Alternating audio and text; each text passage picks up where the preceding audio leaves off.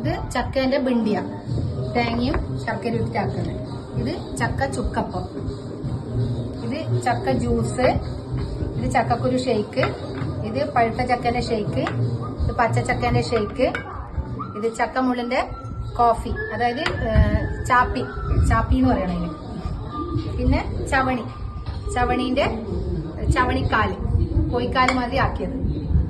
ഇത് മടലിന്റെ ബജ്ജി, ഇത് ചക്ക പത്തിരി, ചക്ക കുരു മുറുക്ക്, അല്ല ചക്ക മുറുക്ക്, അത് ചക്കക്കുരുവിന്റെ മുറുക്കുവാക്കാം. ഇത് ചക്കേന്റെ അരിക്കെടുക്ക, നമ്മള് കല്ലുമ്മക്കായ ആക്കുന്നില്ലേ അതുമാതിരി ചക്കക്കുരു വെച്ച് ചെയ്തത്.